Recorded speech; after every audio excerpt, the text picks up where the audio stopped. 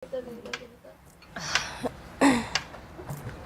ba, kinaiyak ka ba pag umalis ako? Oo naman. Kasi sabay tayo. No! Ako umiiyak din ako if ever. And if the book club. No.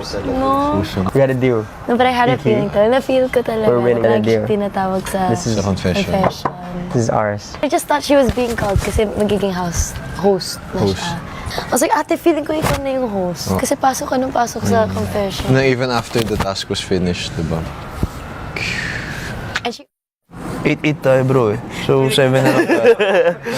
Papasok na kapamilya. Dalawa pa yung stars nila, di ba? Dalawa rin stars natin. Sama yun na lang ako. Minus si ano. Kalito na eh. Oo, 7. Pero sila yung first na solo umalis eh. Wawa naman si Ash. Oo. Pinag-iwanan na. Malakas siya eh. Oh, baka nga yun din.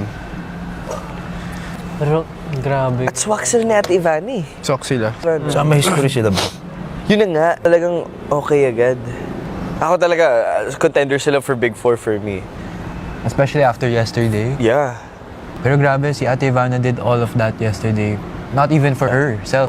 Grabe yung ano niya sa atin. Like, Pinush niya siya talaga tumulong. Kaya pala ganun yung kaba niya.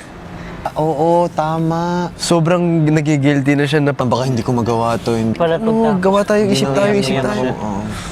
Gets.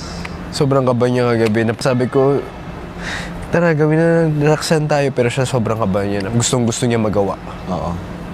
Sobrang doubt niya sa sarili. Nag-doubt siya. Grabe. Gustong-gusto niya. Paano kaya pag wala na rin siya? Kaya yung bahay nun, Oo nga. mas tatahimik palalo.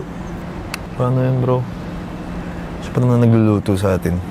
Siya parang lahat tayo nakikinig sa kanya. Oo. Alam niya na sa umpisa na house guest Oo. siya. Kadula ni Michael.